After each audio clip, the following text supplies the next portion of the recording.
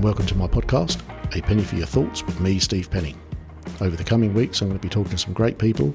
I hope you enjoy listening in. Thank you. Thanks very much for making the time to chat to me, Tony. It's great of you to do so. First off, if you can just give a brief 5 minutes or so intro about who you are, what you do in your work life, and then a little bit about your personal life as well, if you don't mind sharing some of that, and then we'll get into the questions. I am the Energy and Carbon Manager at the University of Canterbury. That involves me in looking at efficiencies of plant equipment and buildings, more latterly trying to incorporate some artificial intelligence into that to create the efficiencies.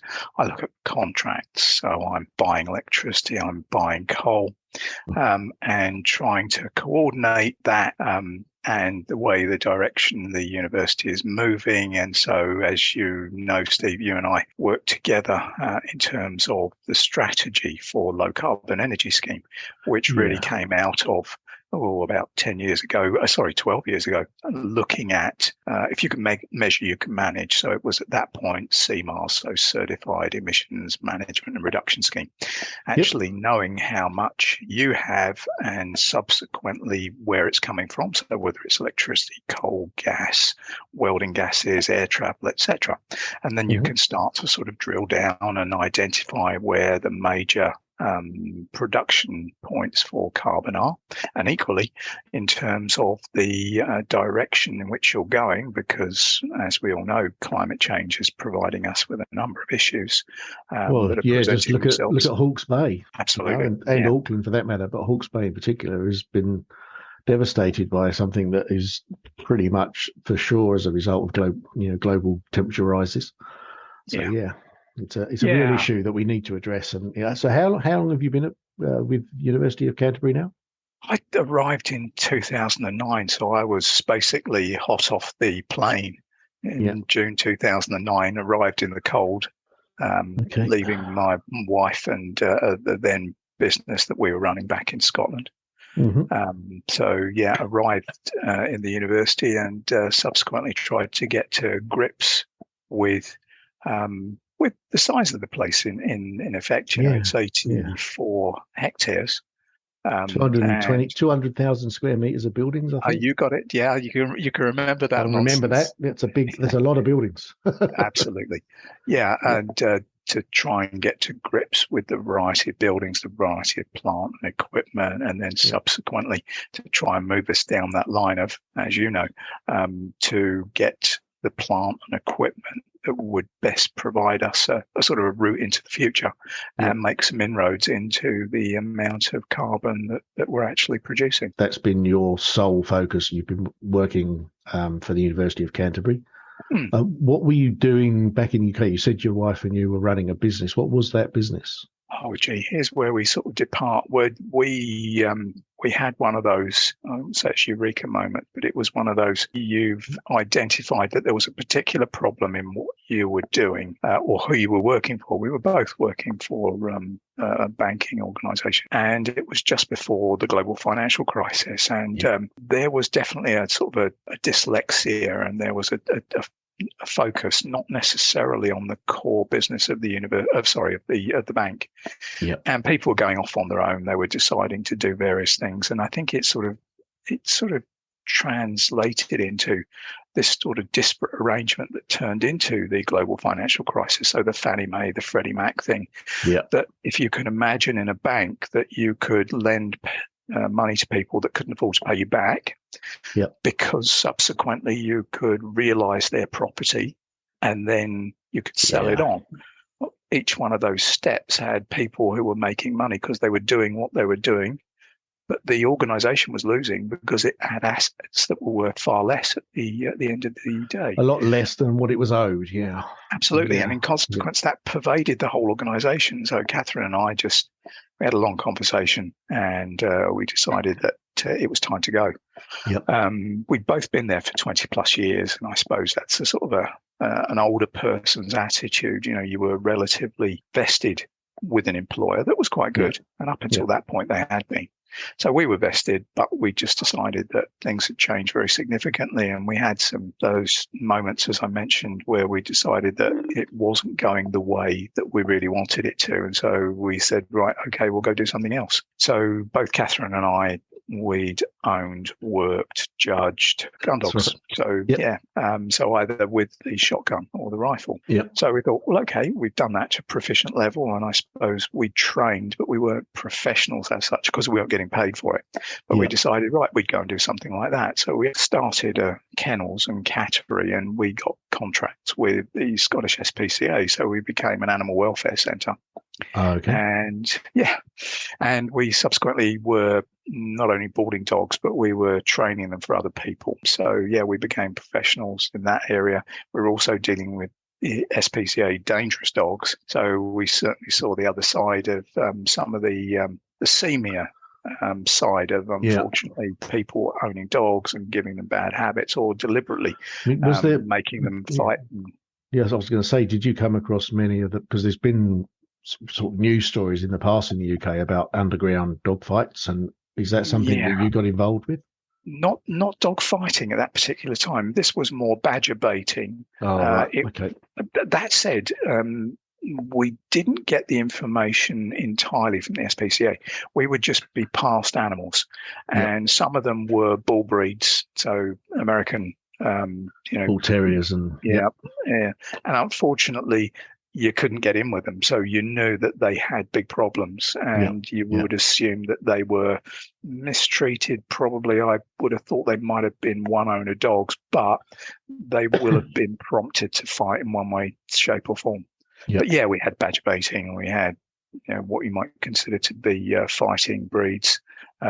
We had people's dogs that were taken away because they had bitten a child. So not necessarily the dog's fault, but the dog to be honest, I don't think that it's ever the dog's fault in those situations. I think it all comes down to how they've been treated and how they've been trained. Yeah, and right. you can take any dog, it doesn't matter what it is, from a Chihuahua up to a Rottweiler, and either end of it can be a vicious dog, or it can be a really good dog, and it comes down totally to how you treat the dog. And I think that we're too quick to kill the dogs because that's the easy option. I think a lot of the time that there's an opportunity to potentially retrain those dogs, or at least house them in a way that they're not going to be harming kids. But it's a difficult issue, and people do get attached to their pets. So they do indeed, and you're absolutely right. And I think you can always say it's never the dog's fault. And you can say, well, okay, bad breeding. People either got them together or they let them out and they got together. So that's people train them badly or do not give them sufficient training. So it's people fault again. So absolutely every time, they are a domesticated animal and they're supposedly man's best friend. Yep. Man isn't always their best friend. No, we tend to abuse most of the things around us, don't we, to some extent, unfortunately. We take advantage way too much of things like that. So what prompted you then to move to New Zealand? Because it's quite a big move, as I know myself. I mean, I'm only 18 months behind you. I came over December 2010, so I wasn't too far behind you, really. Absolutely right. We had promised ourselves, well, at least I'd promised myself, and I kept on to Catherine over the period. We'd have our 3-week period where we go away on a holiday, and normally it would be a summer holiday, but it was never sufficient for us to get some real time in New Zealand. So when we had the business, she said, you've always been talking about this, let's get it out of your system. And what that meant was we'd go. So we came over, and instead of getting it out of my system, it unfortunately got addicted. It tended to reinforce things somewhat, especially. So had you been to New Zealand before you came out to live? No, relatives here, and we'd spoken to cousins and uncles and other bits and pieces, and there was always an open invite. And of course, the typical 100% pure New Zealand, those adverts were on the box in the UK, and there was a couple of other programs. Destination New Zealand, I think, was one of them, and there was another one. Suffice it to say, there was plenty of stuff on the box that suggested, better life, plenty of jobs. They didn't mention earthquakes. They didn't mention the Ring of Fire. No, that's something that you'd think would be somewhere in all the information, wouldn't you? The fact that it's... You would. You know, I like the idea of coming to a new country. I just don't like the fact it physically changes so regularly. Yeah, up, down, sideways, or Yeah. deluged, Yeah, or well, we gained a huge amount of land from the Kaikoura quakes, didn't we? Oh, jeepers, yeah. You know, which is I ended quite up scary. getting in on the civil defence thing on that one Yeah, because having got here, I ended up with the Emergency Operations Centre at the university. yeah, And in consequence, I was the logistics manager. And so when civil defence, the chap that was heading up the logistics side of things called me in, so I ended up doing I think it was about 3 weeks on yeah, the Kaikoura thing. yeah. So yeah, gosh, that was interesting. You know, to see the changes there, but just to see how badly things were affected. And Well, also, I think it also just gives you an indication of how temporary we are. When you look at what the Earth can do. You know, we are here for a very short time individually, but even as a group, if you look at our entire existence, we're a fraction of a percentage of the whole time the Earth's been around. And it'll be around a long time after we're gone. And, you know, I think sometimes it's good to reflect on that because it changes your focus a little bit. You start to forget a little bit about all the little niggles during the day that get wound up about and start to focus on enjoying the time that you've got and making the most of it, I think. Yeah, we are very temporary under the circumstances. And although we think we're the most important things around, you know, when you start to look at the enormity of what surrounds us, you know, there is no comparison whatsoever. We have this weird size view that we're killing the planet, but the reality is we're not. We're killing ourselves. The planet will carry on long after and be better off without us. Yeah, in reality, you know. Yeah, I've got to say, probably just hold on that for a moment. You know, just give me the opportunity to see out mine.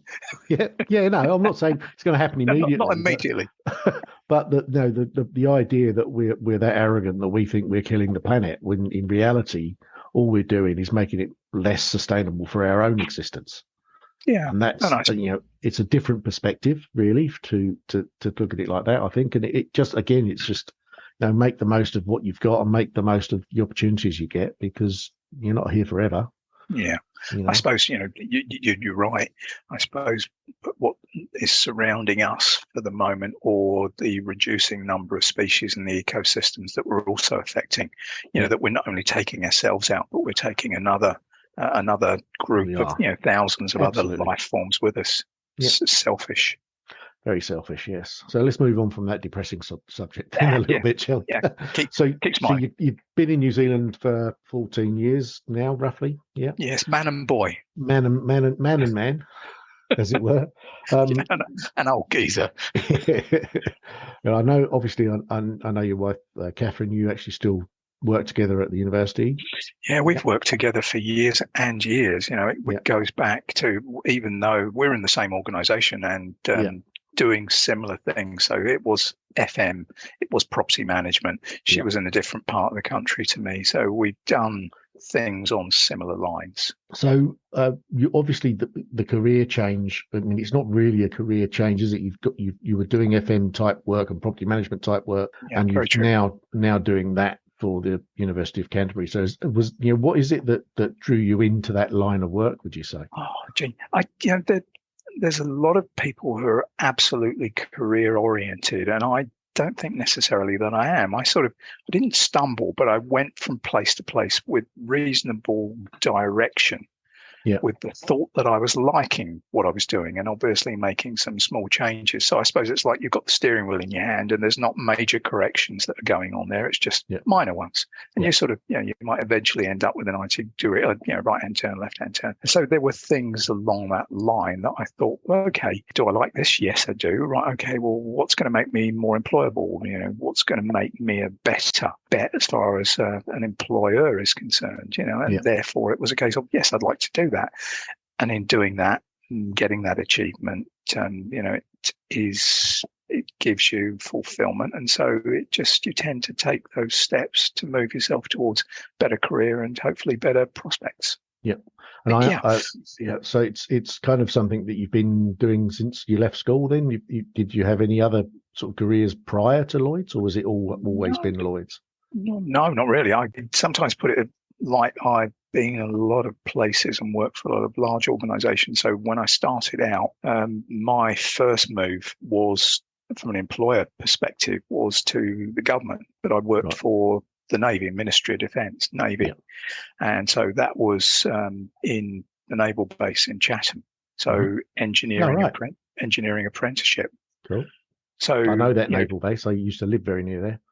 Oh, did you? Yes. Oh, right. Yeah, I lived in the Midway Towns for about 10 years. Oh, jeepers. Well, it just shows you I was there for a similar time. Yeah. So, Chatham and Gillingham. So, you know, unfortunately, the backside of the world. The birthplace of the chav. Yes, indeed. Yes. Not a great. Well, it's not a great place to be. But, you know, to be fair, I moved there from Essex, so I don't really think I was upgrading or downgrading. Frying pan into the fire. Yeah, pretty much. Yes. Yeah, pretty much. I came from London to there, so it was. I suppose there was a relatively small amount of countryside. Yeah. But yes, I worked at the naval base, and so apprenticeship and college/university. So it was Mid-Kent College. Carried on doing that sort of thing whilst still being hopefully gainfully employed both there and subsequently. I knew that the writing was on the wall. It was Maggie. We'd been to the Falklands, and John Knott, who was the defence minister, decided he still wanted to close the dockyard. Yeah. And it was a case of, right, well, what do I do now? And thought, well, okay, again, it was one of those small corrections. That decision was terrible for Chatham and the Gillingham area because it just destroyed the economy down there. Yeah, it was a big source of employment and also a big source of revenue for the shops and the pubs and everywhere else. Absolutely. 7,000 people were employed in that yard. Yeah, exactly. So it was a big change. They all had somewhere to live, and they all had somewhere to go and have a drink and buy their food and everything else. Yeah, the communities and the spread and, the money coming in, unfortunately, was minimised. I must admit, my reaction at the time was, as early 20s, was, I'm doing the best for myself. Whatever happens there is going to stay there as far as I'm concerned. Yeah, perhaps it wasn't as, deliberate as that, but it was, okay, I'm moving on. Yeah. So, my thought was then, right, okay, engineering, I was mechanically based at that particular time. So my qualifications were M&E, so it was plant engineering. Yeah. And in consequence, it was a case of, right, where do I go? Well, Property Services Agency, which was a wing of then Department of Environment. So again, government-based. Government-based, yeah. Yeah, went to have a chat with those, interview with those, and started working for various departments in and around Property Services Agency. So working on museums and galleries. Yep. So I worked on Jeepers Science Museum, V&A, National Gallery, a whole load of them, doing various things, and then eventually ended up in a clerk of works on the National Gallery on the Sunley rooms, which was basically, it was some new galleries with some new fangled lighting at that particular time. Mm-hmm. And so, worked there for Jeepers about 18 months. Well, in my sort of early career, I worked with the PSA on a Baltic Flour Mills, which was up in Gateshead. They were involved with that. They were managing that property, I think, at the time. Right. Which was being converted into an art gallery, and there was a couple of other projects around London that they were involved in as the sort of the owners and operators of the buildings, I guess. Yeah, and that was, unfortunately, there was some writing on the wall at that particular time. What was going on in Parliament? It's get basically this into private ownership, and so again, I was thinking, well, what do I do for myself? And I was looking around at the time, and I thought, okay, banking seems to be, they're building a lot. There is going to be some expansion in those areas in terms of, what you could do for your customers, etc. And at that time, it was 1987. So there was probably got to say that there was certainly some thought that would be a good career for the future. Obviously down the line, a few little corrections with the economy issues and things going to the wall, you subsequently decide that perhaps things aren't always as rosy as you see, and obviously with takeovers, etc. But however, then moved from PSA to the bank. Yep, to Lloyd's. But meanwhile, because of the connection between where I'd started with Navy and moving through Ministry of Defence and working alongside Ministry of Defence, because I'd moved after the National Gallery, I started working for what they called a district works office, which was Whitehall. So it's a Ministry of Defence, Old War Office, Maggie's residence. I had the old Admiralty building. I had the generating station underneath that, and the sort of more secret areas called the Comsen, and down below that, which was a zone exchange for communications. Okay. Whilst I was there, I was training every day and joined the Royal Marines Reserve. So commando course, etc. How long did you serve with the reserves?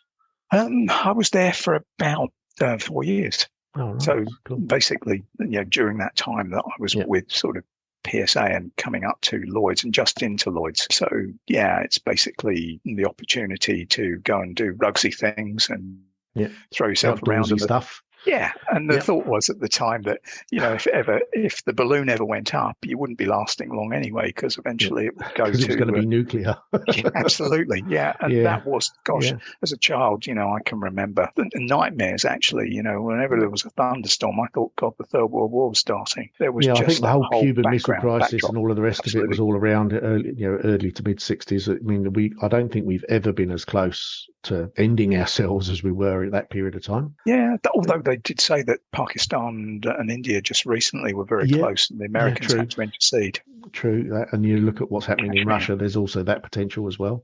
But, I think that the idea of the Soviet bloc and the US facing off against one another, missiles that were nuclear aimed at one another, and coming close to pressing the button, I don't think we've got to that point. No, the mutually assured destruction, the mad thing.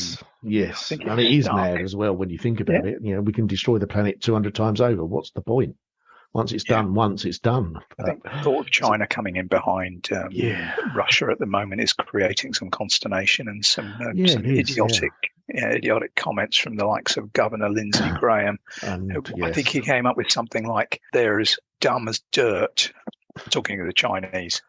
And subsequently, he's not a smart man himself, is he? He's not really. No, he's not really going to be winning any friends with those kind of comments. No, and he said something like, having watched the Titanic film, they would be stupid enough to then go and buy a ticket for it.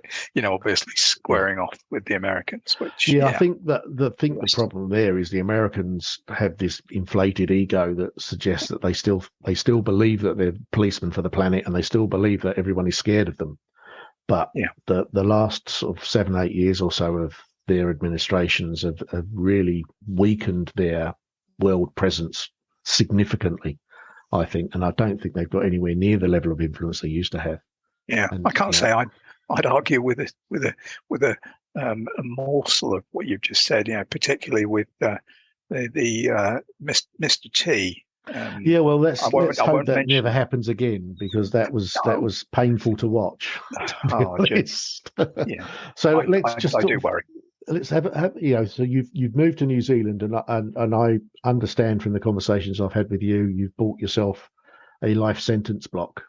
Yes. What was the driver behind that? Because was it something sort of a hangover from your time in Scotland with the animal rescue, the thinking that you wanted to do something similar? Where we'd lived when Catherine and I had, when we worked with the bank, when we eventually got together, we moved from, the pair of us, she'd moved from Yorkshire and obviously worked in London on a sort of during the week basis.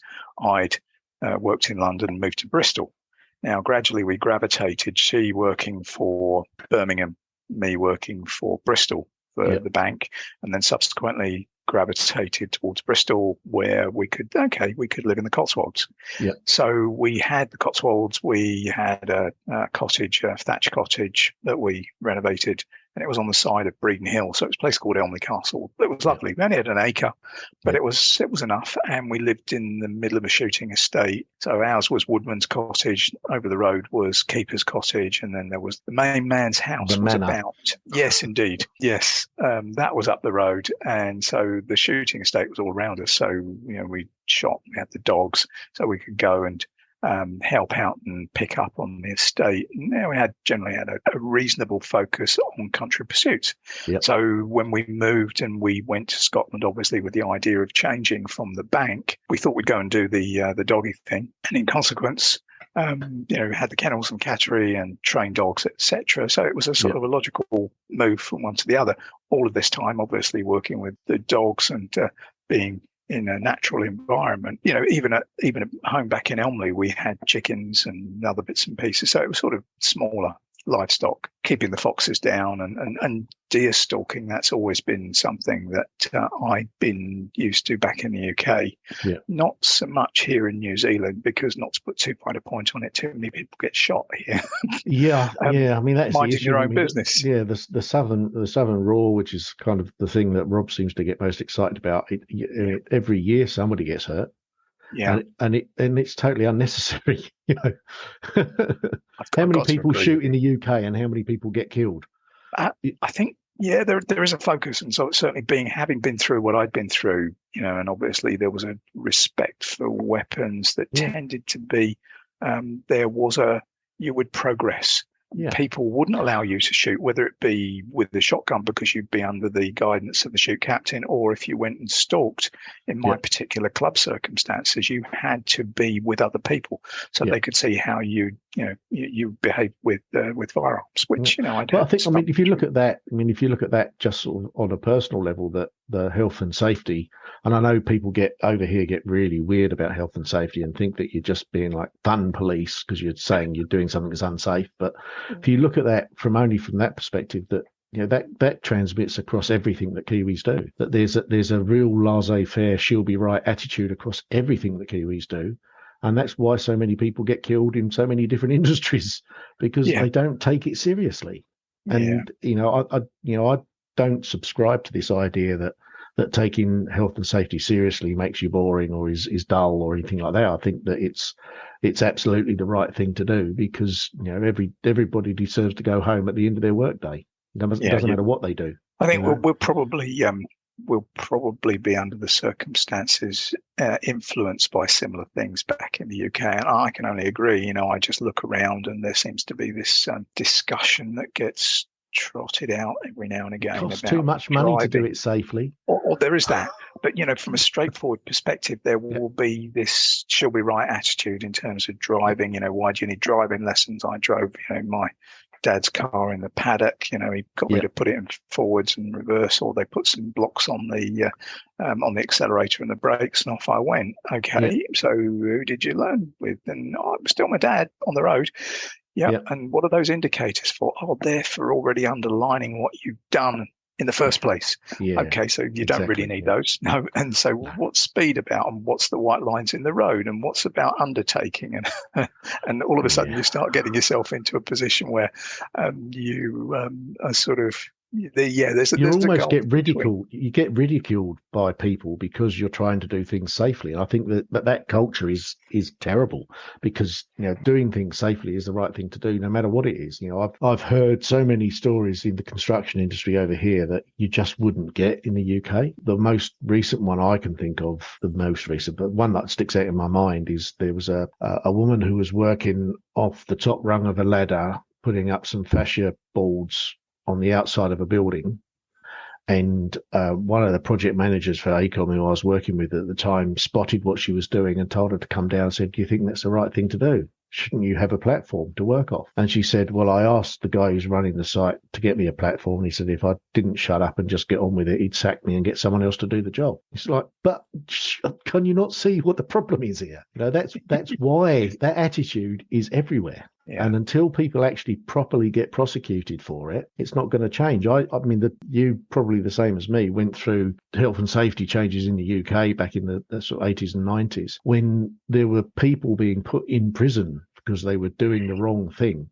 And the immediate corporate manslaughter became a real thing in the UK, which, I don't agree with the US attitude of suing everybody, but there are certain circumstances where I think you have to make an example of someone in order to get the rest of the country to take notice.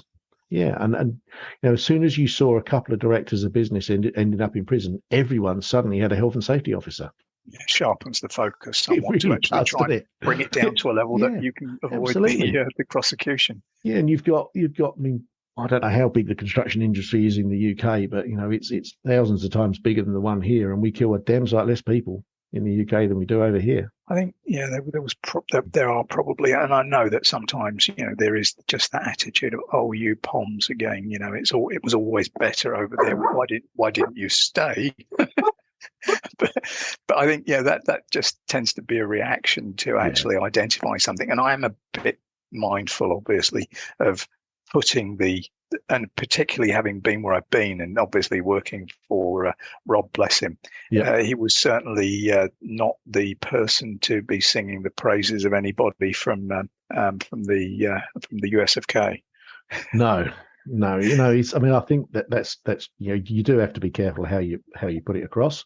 Yeah. But I do think that New Zealand needs to do a lot of catching up in that space. I think there's a lot of stuff and that's the other thing that comes in. And it does sound like I'm whining a bit about New Zealand, which is not the intention. But there's a lot of the attitude I hear is that if it hasn't been done in New Zealand before, then it's not good enough, and we'll do it our own way. Yeah, number 8 wire. Yeah, that kind of attitude is a bit. It's kind of limiting a lot of the time.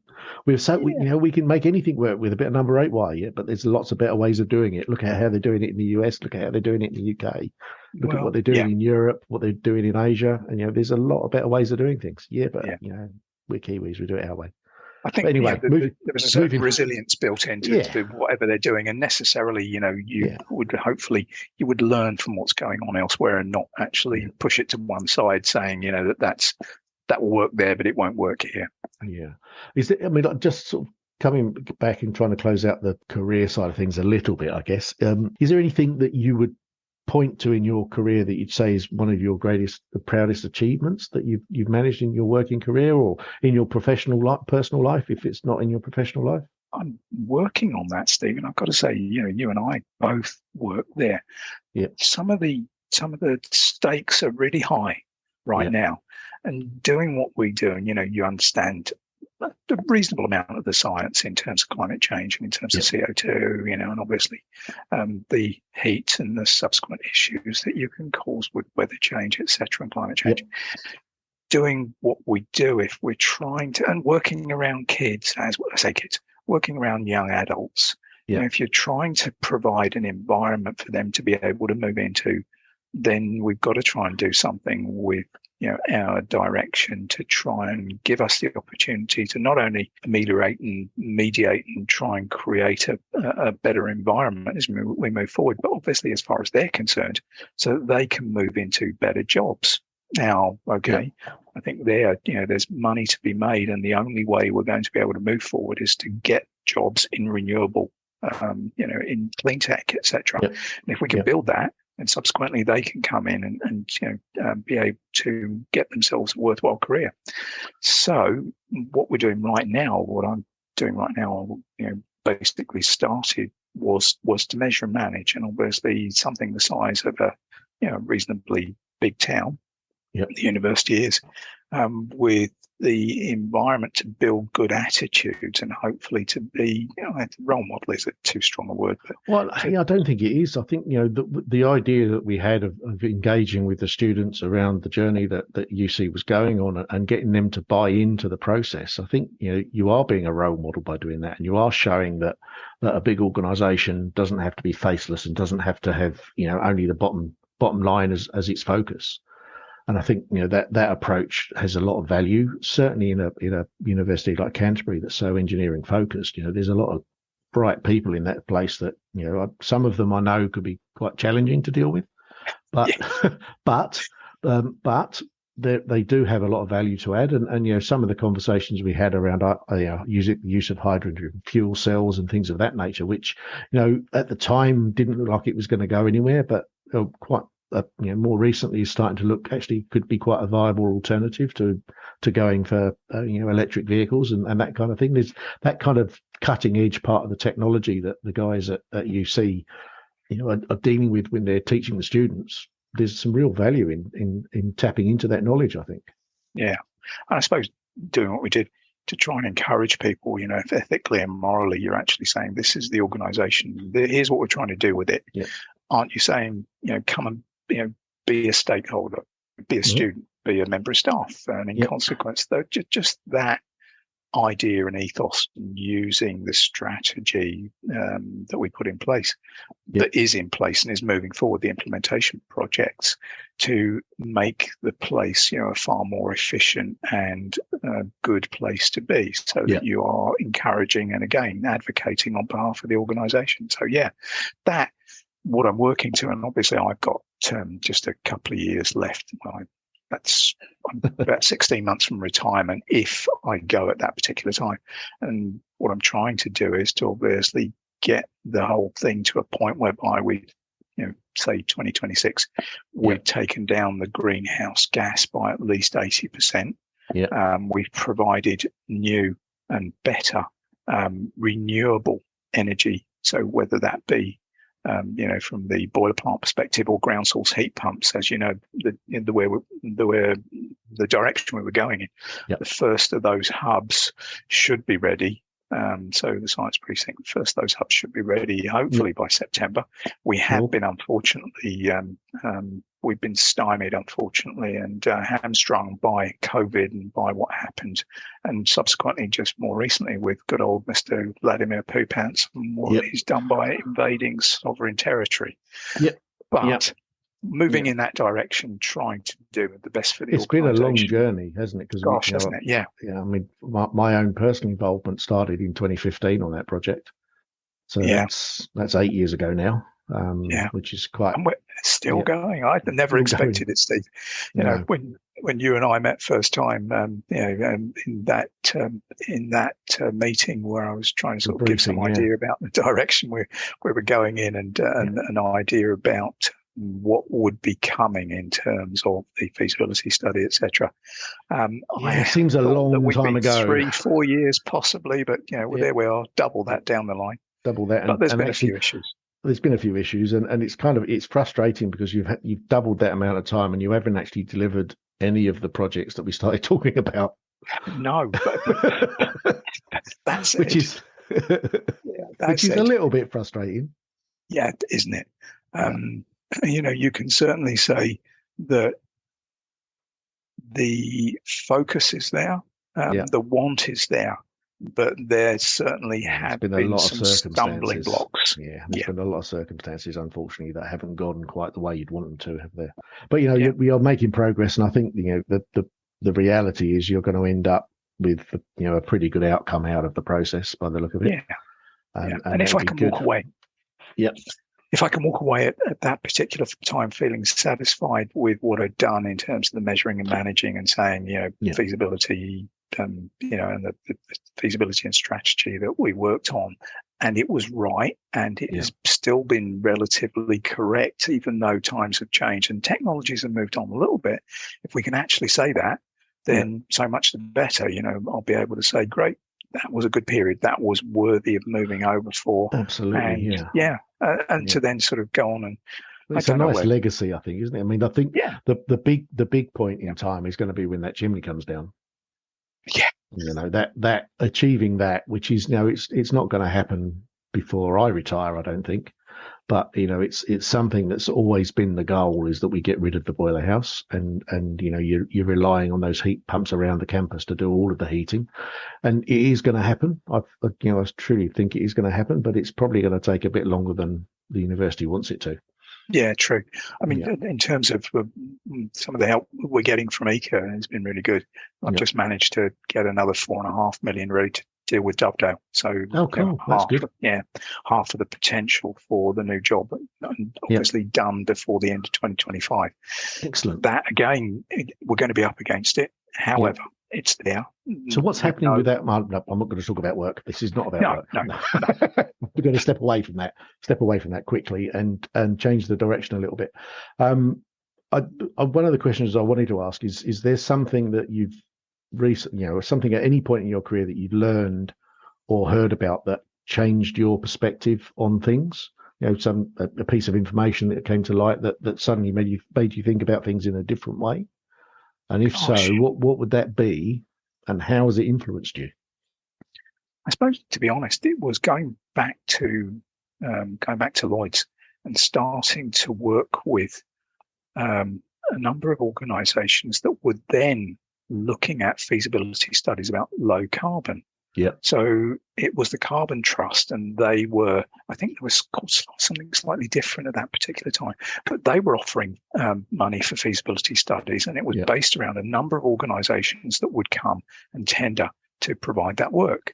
Yeah. And, having started to get into it, I realized I didn't know a great deal about it, but obviously looking at, from some of the basic building blocks that I did understand, that it would obviously be the right thing to be doing and the right direction to be moving the organization off into, because there was a whole load of other bits and pieces in terms of energy efficiency, energy performance and buildings directive coming out of Europe. So this was, the bolt-on bit, because if you could improve the efficiency of the building, you could lower the energy and potentially start to lower the carbon and all the rest of it. Yeah. So really it was just making that connection between the two, because previously I was just an energy person, and all of a sudden I'm thinking, well, no, I'm not really. And so the carbon started to come to the fore. So it was really that, and then starting to get the idea about the science of climate change. Yeah. Or what was then, really global the terminology, warming. global warming, and everybody was throwing that and saying, well, how come it's colder this year than it was last year?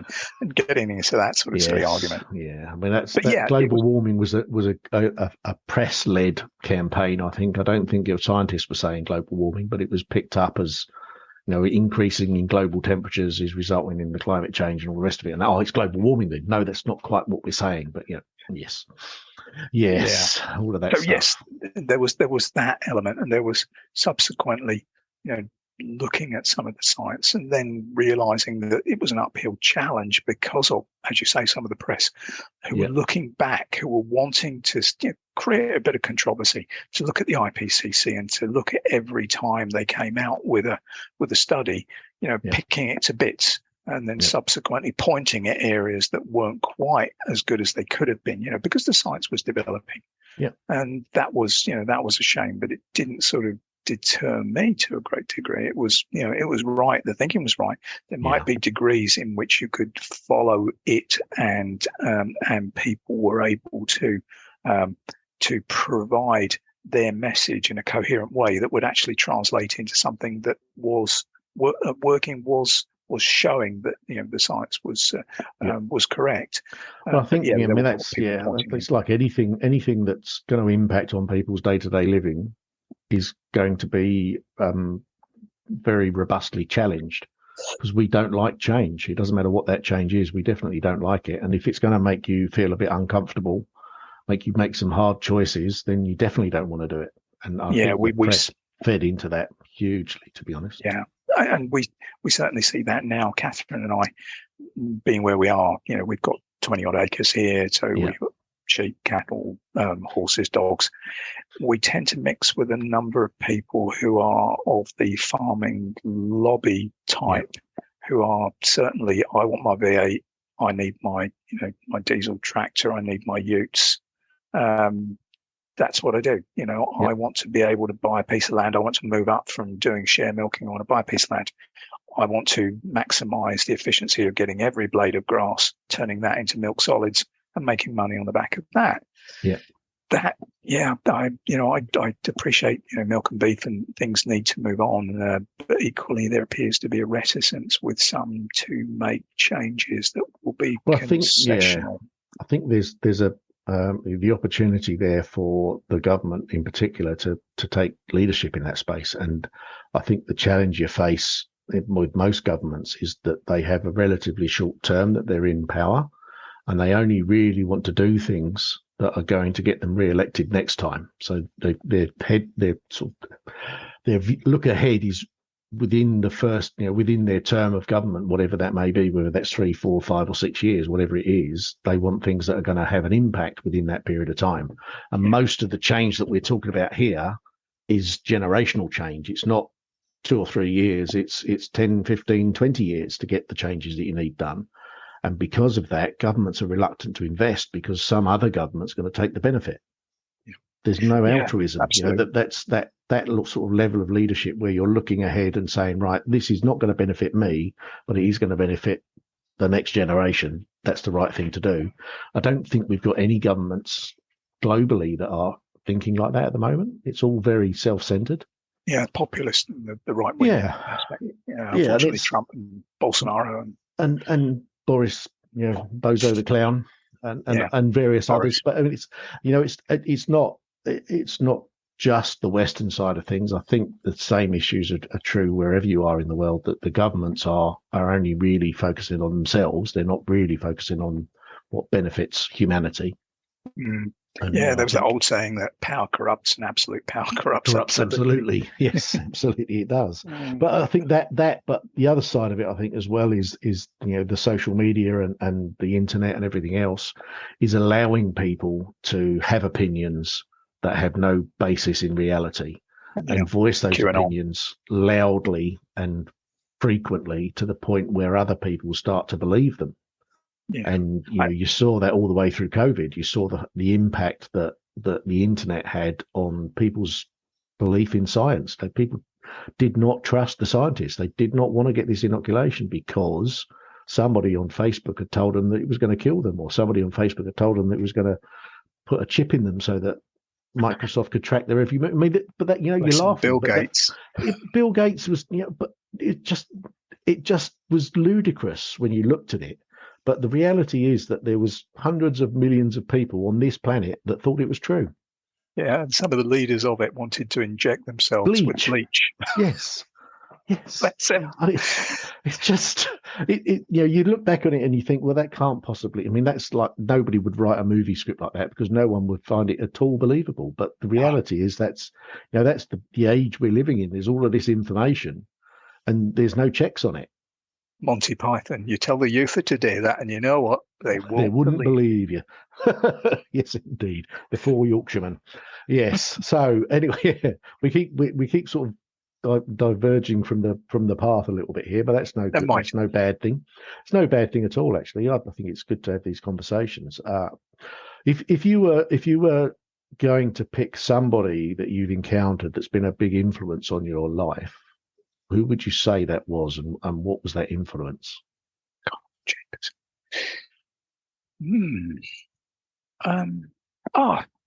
Going back to college. Right. There was a lecturer there who was really influential. He'd written books. I mean, maintenance was his thing. And he managed to get himself consultancy work over the world, and he would disappear at various intervals, and we'd end up with someone else trying to fill in. But suffice it to say, to see, from an engineering perspective, that you could attain that sort of level, or have that sort of respect, and for people to want you, from the other side of the world to come and help them out. Yep. That was probably, an influence with me. A chap was called I never knew his first name, but his surname was Clifton. Okay. So it was Mr. Clifton. And back in an age of respect. You didn't know your teacher's first names, did you? It was the tweed jacket and the moustache. It was he certainly had the not quite the handlebar, but it was definitely more of an RAF sort, but without the Biggles attachments. Bless him. Okay. And he sort of was with me through a goodly period of when I was at university. And subsequently, I ended up getting funnily enough, I don't know whether it was a good interaction, but necessarily, I ended up with the Plant Engineers Prize at the end of that. Oh, nice. At the end of that particular course, yeah, very good. So I think I think probably what you can say is whenever you've got someone who's good at putting something over and you get on well and you're enthused by it, you tend to do I think that's right. I think that's true in all walks of life. I think, isn't it? If you're working for somebody who takes the time to explain something to you in a way that's engaging, you're going to get more out of that process than if somebody isn't interested. I recall I had a maths lecturer when I was studying that he was teaching us about complex numbers and using imaginary numbers like J numbers, and I kept asking him, "Can you tell me how this works? Because it just feels like you're making it up." Because you're saying, well, but that's the thing, that the calculations were so complicated. The only way they could make them work is by inserting this thing called an imaginary number. Well, can you explain how? And he said, you'll never understand it. I'm not going to waste my time. And that at that point, I was completely disengaged. Like, well, you're not putting any effort into this at all, so why should I? Yeah. It's like I'm asking you an honest question. I'm trying to get an understanding because the way my brain works. If I understand the principles, I can apply them. It's the foundation, absolutely. Exactly.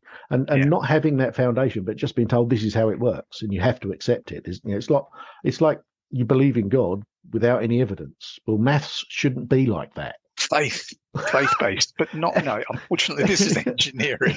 I've got maths is a science. Maths is a science. It shouldn't be faith-based. You shouldn't have to believe in it for it to happen.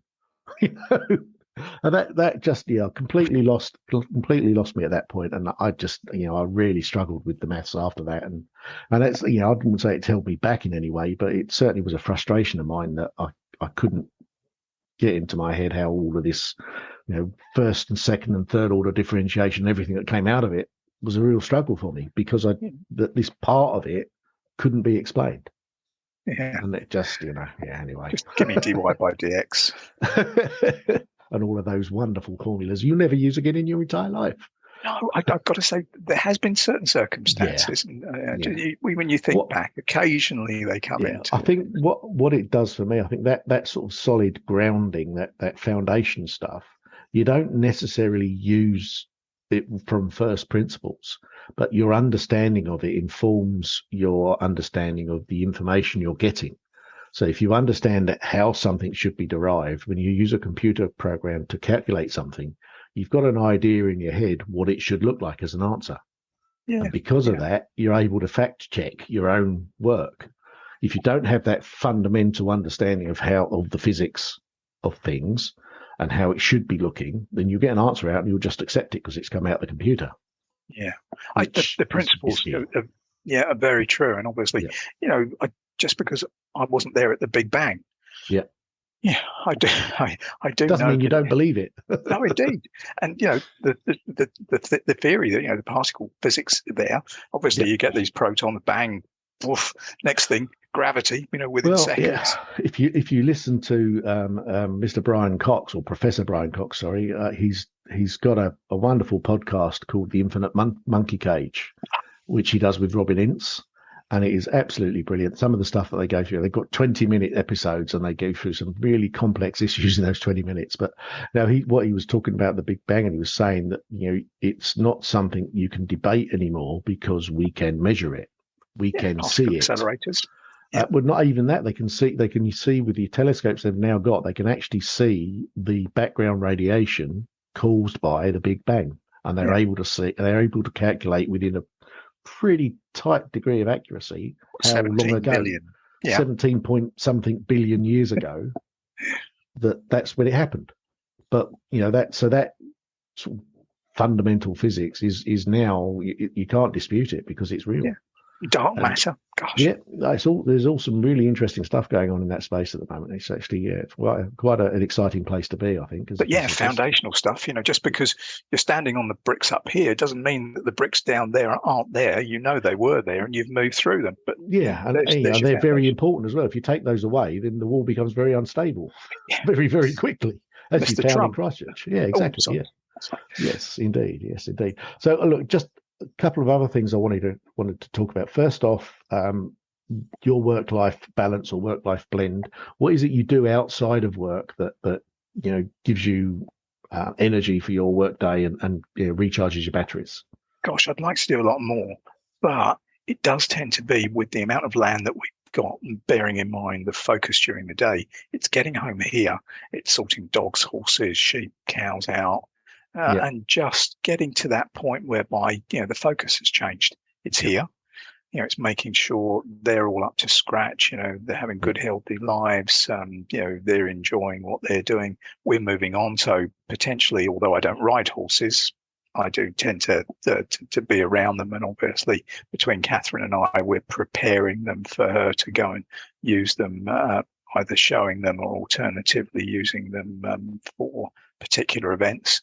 And she's mainly Western oriented. And the dogs used to be a lot more work with them, and I'd taken them from basics all the way through to field trialing. And we had a hawk at one time as well, so I'd work with dogs with those. The working side of things. Yeah. I worked a hawk for a number of years. So dogs, hawks, and guns. Do you ever bring the hawk to UC to get rid of the pigeons? No, because you can't have them over here. And it was a discussion that I ended up having with Rob, but I don't think he appreciated that. Obviously, I know a great deal about this, and I told him that falcon was never going to work because it'll be off somewhere. You need a hawk, obviously that would be something you could work from place to place. However, it did fall over, but that's another story. Absolutely. But getting home getting home and you basically having your little batch of home and spending time looking after that is your main thing. Do you travel? Do you find that having that holding actually restricts you in doing other things? Yeah, it does. I mean, obviously not making too much of a point about it, but it does. There are various things like the bike. I've got the BMW, and I used to love really getting out on that. I've hardly used it, which is a shame. I've got a kayak, and that I'm thinking about selling because I'm just not got the time for it. It's not a tale of woe by any stretch of the imagination, but it does mean that you've got to cut your cloth accordingly. It changes your focus, really, doesn't it? You've got a lot of animals to look after, and they have to be a priority, I guess, once you get home. A couple of years down the line and things, hopefully I'll have enough time to do what I need to do and create some other time to do some of the more, some of the perhaps more enjoyable stuff outside. Because, we go and walk occasionally. So Catherine and I would go out with Tim Empson and Kay, his wife, and we get out and walk, or the odd holiday thing. And unfortunately that one's, because we got a laminitic horse at the moment, looks like the holiday thing's going to get a knock on the head because it's not. Laminitis is not good in horses, unfortunately. No, he's got a mechanical one, and there's a really long recuperation period. So we're talking about 8 months. Yeah. So every day you've got to be there, dress his feet. Jeez, that's not good. Lucy's, my daughter's horses. He's got arthritis in his hocks, and we have to keep giving him steroid injections. So she's retiring him next year. He's going to be 11 years old, so he's not that old. But racehorse, the joints have been worn, unfortunately, and he can't jump. She can ride him dressage him, which is fine. That's what she wants to do, but he can't do any jumping because hocks just flare up immediately.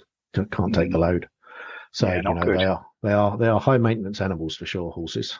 They are indeed. Yeah, and we breed those as well. So we breed the dogs, and we've done that for 30 odd years. Catherine used to be the Breed Society secretary, and I used to judge. Well, we both used to judge field trial, and she's a show judge as well. So those sort of things. And so that's the focus really mainly where we are at the moment. Cool. So just a couple of things to close out. If you were able to go back to see your 20-year-old self, ignoring the potential issues with time travel and all the rest of it, and creating anomalies and causing the world to explode, if you were able to give yourself one piece of advice at the age of 20, what do you think that piece of advice would be?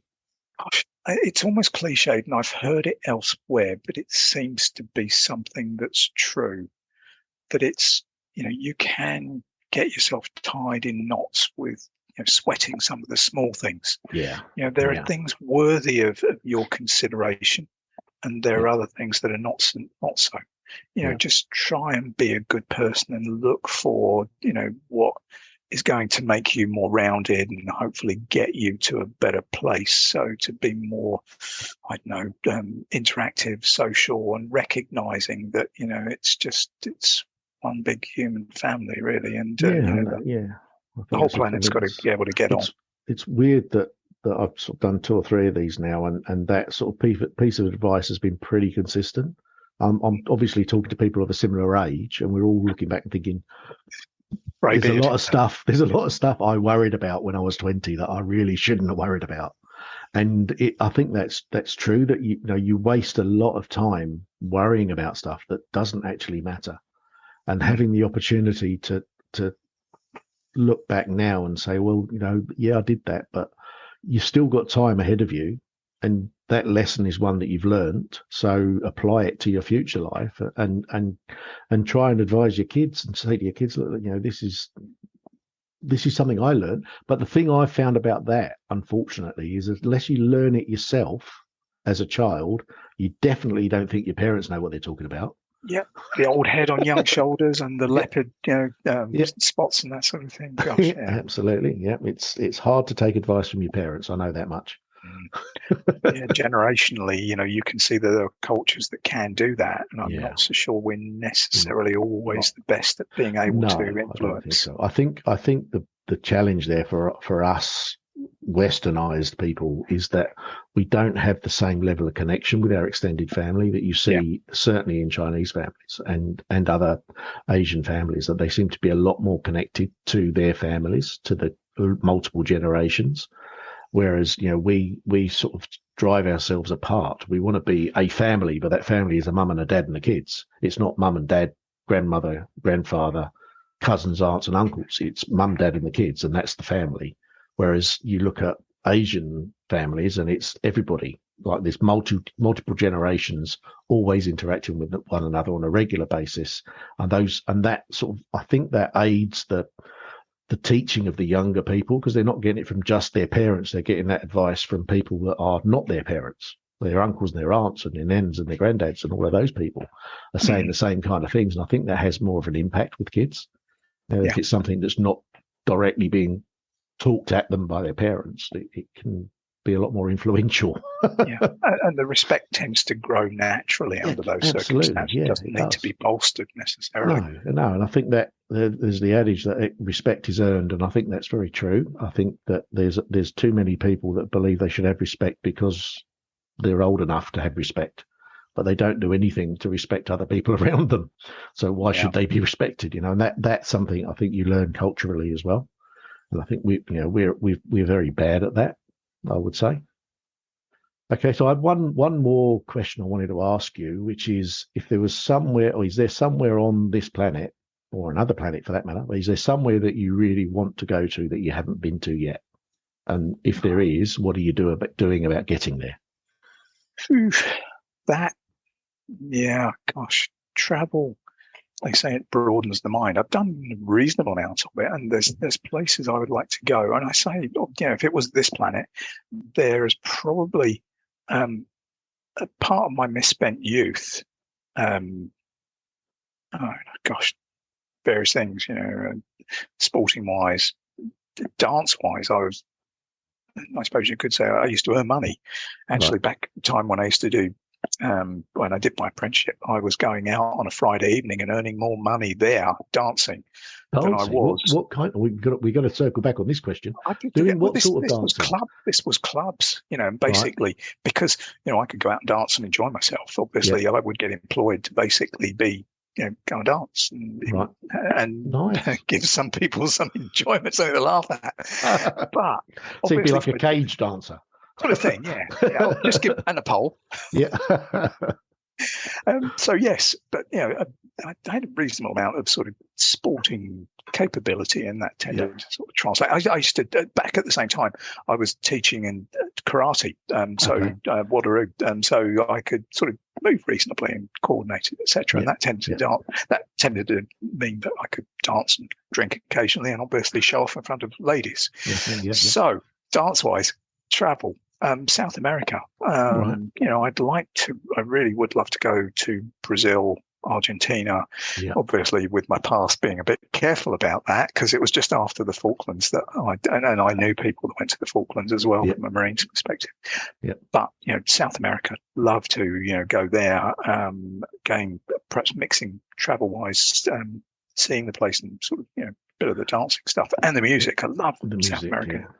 Latin music, but fishing, etc. So South America, I'd love to go to. Apart from that, look north, and very much north. The thought of actually being able to get into orbit, I wouldn't necessarily say that I'd fancy going any further than the moon, but there's a lot of talk about. They're talking about commercialising that, aren't they? Absolutely, and I can't see it's going to be long in the offing. No, I mean the sort of the conversations I'm hearing around that is that we are in the very short term going to be going back to the moon. Within our current lifetime, we're going to be going back to the moon, and there's all sorts of suggestions about establishing a base on there because the gravity is lower, and if you want to do longer interstellar flights, there's a real advantage to be launching from the moon rather than from the Earth. Yeah. Because you reduce your payload in terms of fuel that you need to get the distances you've got to go. So and manufacture fuel as well, because there's ice underground. So water, absolutely. So there's all hydrogen. there's all sorts of advantages to doing that, and it would be the first step, I guess, on our interstellar journey. That you'd be starting to look at probably Mars and probably out to the Titan around Saturn as being the next one that's potentially habitable. Arthur C. Clarke. Yeah, I mean there's when you read some of the science fiction, some of the time you find that science fiction has come about because some scientists have thought that there might be an opportunity there, and Titan seems to keep coming up in conversations as potentially having a similar level of gravity, similar type of environment on the surface to what we've got here. So it wouldn't be beyond the realms of possibility for us to potentially colonize it. It's probably easier than Mars because Mars hasn't got any kind of atmosphere, and is really quite a barren place. So I don't know. Like some of those pubs in Chatham. Yeah. I mean, I talked to the pubs in Chatham. My best friend's dad was the landlord in the Royal Marine. I don't know if you remember the Royal Marine pub. No. The only one. It was on I think it was called the Parade. It was on the Parade. It was right opposite the Chatham Docks, and it was the first pub you saw as you came out of the gates of the dockyard. I'm ashamed to say, never went there. And it was the Royal Marine, so I thought your connection to the Marines, you probably would have been involved in there, but no, because that was where my detachment was. Yeah, it was basically there, and where I did my apprenticeship was HMS Collingwood. Oh, right, yeah. Just over the way from there, that was where my detachment was. So it was part of Collingwood, and that was right opposite because the squaddies were just over the way as well. Yeah. So that always that's sort of the sort of reason for bringing that up is that pub basically died once the dockyard shut because it was all squaddies. That was their biggest amount of customers was the squaddies, and as soon as they went, there was nobody else going in there.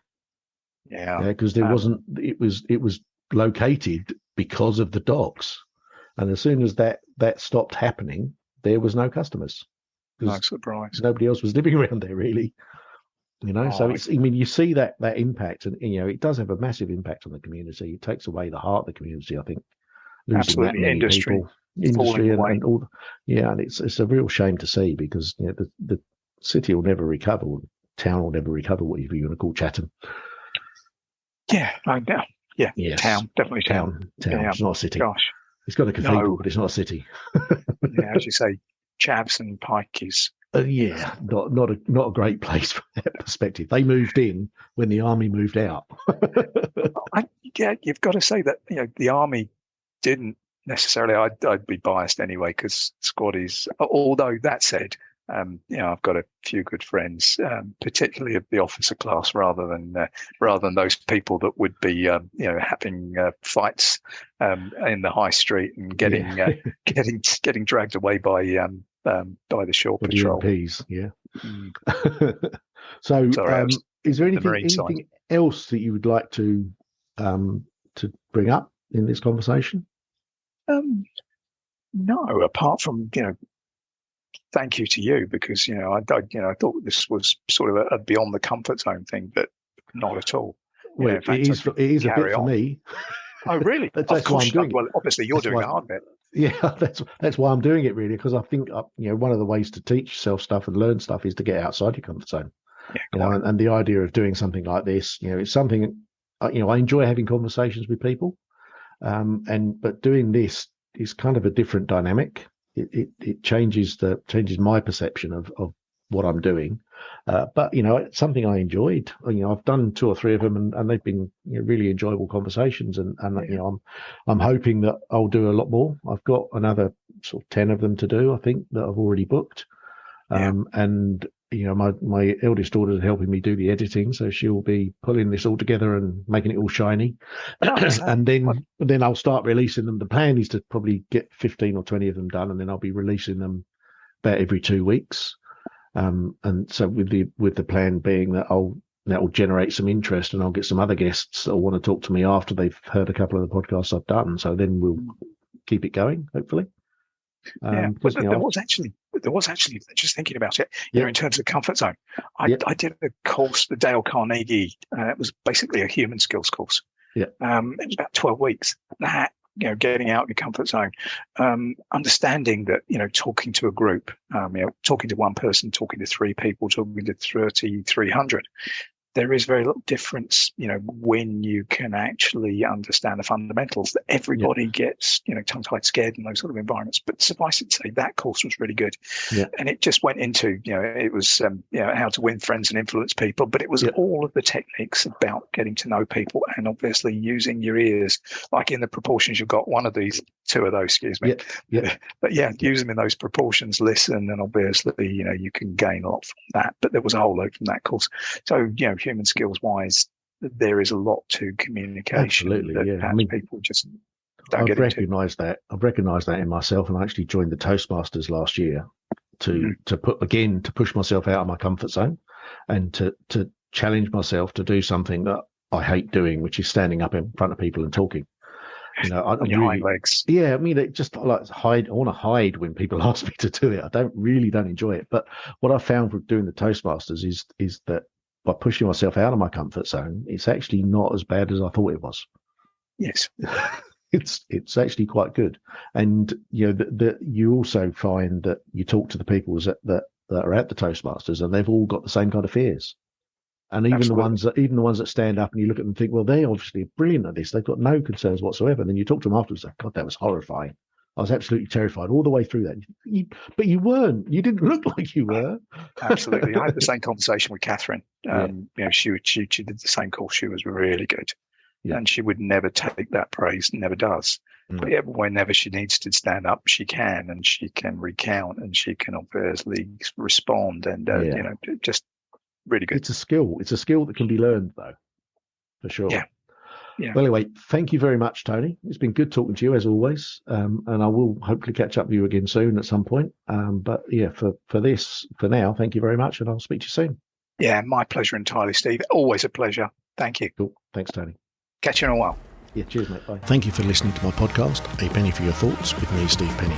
I hope you've enjoyed today's conversation, and I look forward to sharing my next conversation with you. If you want to find out some more, please do get in touch, and maybe we can have you on in a future show. Thank you.